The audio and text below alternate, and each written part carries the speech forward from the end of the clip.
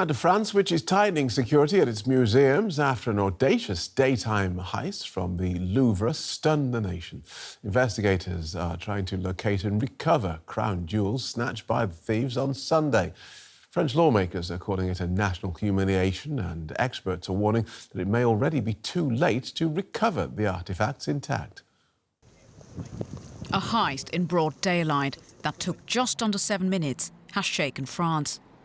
A nationwide manhunt is underway after 4 thieves stormed the Louvre Museum in Paris and escaped with priceless crown jewels on scooters.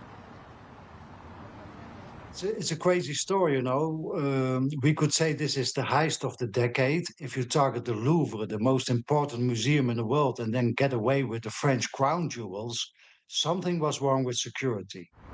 The break-in took place in the museum's Apollo Gallery, home to France's royal treasures dating back to the Napoleonic era. The burglars arrived in a van fitted with an extendable ladder, which they used to reach this balcony window. They cut through the armoured glass using power tools, including an angle grinder, before entering the gallery. Once inside, they posed as technicians to fool the guards. Museum officials confirmed that 8 pieces of jewellery were taken, including an emerald necklace set with more than 1,000 diamonds, once gifted by Napoleon to his second wife. Early French reports suggest 1 in 3 rooms in the targeted wing had no CCTV coverage. France's cultural minister admits the theft exposes decades of neglect across France's cultural institutions. This museum was not designed to receive 10 to 12 million visitors, nor was it designed to face these new forms of theft. We are forced to adapt the museum to these new forms of crime, but also to bring all security measures up to standard, which is now beginning to be implemented. Auction experts now warn the stolen jewels are unlikely to resurface intact. The only way to sell and launder the jewels would be our worst nightmare: to dismantle the objects, take them apart, recut the diamonds, recut the stones into smaller stones. But that would require accomplices who, in my opinion, would be reluctant to get involved in such an operation. The French government admits the heist has left France red-faced. We have certainly failed. If someone can get inside the museum, take invaluable jewels, then this is a regrettable image of France. Police are now racing to recover the jewels before they're dismantled and disappear from history. While the Louvre remains closed to visitors until further notice.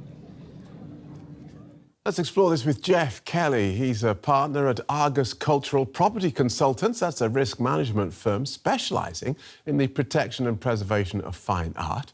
He also happens to be a retired FBI art crime agent. Welcome to DW. Were you surprised to hear how easy it was to break into the Louvre? I was certainly surprised. I've worked with the French National Police's art crime unit, the OCBC, and I've also visited the Louvre. It's not only is it the most visited museum in the world, it has some of the finest security systems in the world. So yes, this was shocking to wake up to this Sunday morning. And yet we heard the French culture minister there saying that they weren't prepared for what she called a new form of theft, which was essentially going up a ladder and breaking in a window. They sound complacent or incompetent. Well, I wouldn't say incompetent, and I don't want to speculate too much, but yeah, this is a different kind of robbery. We've seen these brazen thefts in recent history, and it isn't like going back to 1911 when the Mona Lisa was taken. They're employing sophisticated technology. They're employing sophisticated actions.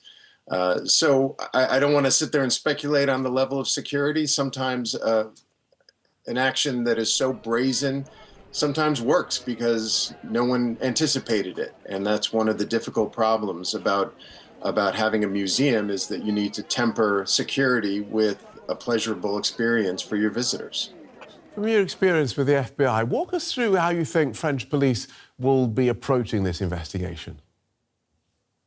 Yeah, it's gonna be almost a holistic approach to it. They're going to be on the ground, as you can see from the videos, in the Tyvek suits and dusting for prints and collecting evidence for potential DNA. They're going to be looking at the surveillance cameras, not just in the museum itself, but in the surrounding neighborhood.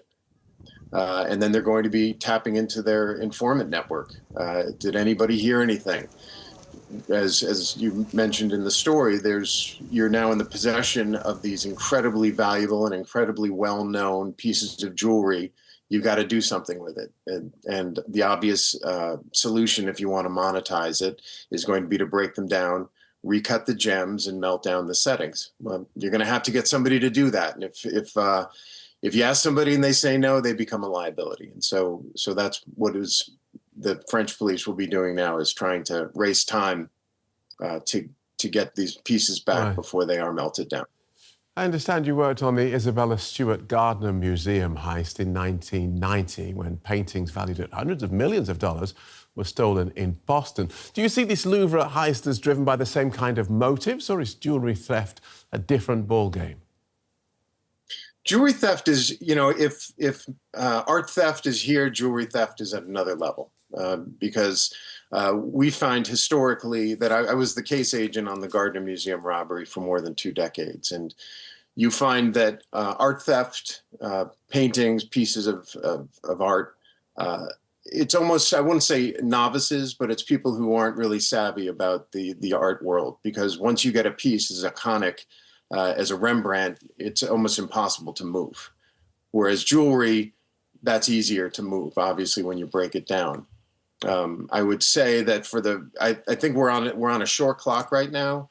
I don't think these pieces are going to be broken down immediately. I think there's going to be a cooling off period when our subjects are going to be waiting and sitting back and trying to determine whether or not the heat's on, right? Because if they do end up getting identified and arrested, they need to have a bargaining chip. They need to have something a get out of jail free card, and those stolen pieces would be that card.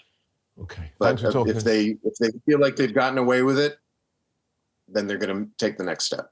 Okay. Thanks, Geoff. Geoff Kelly from Argus Cultural Property Consultants. Thank you.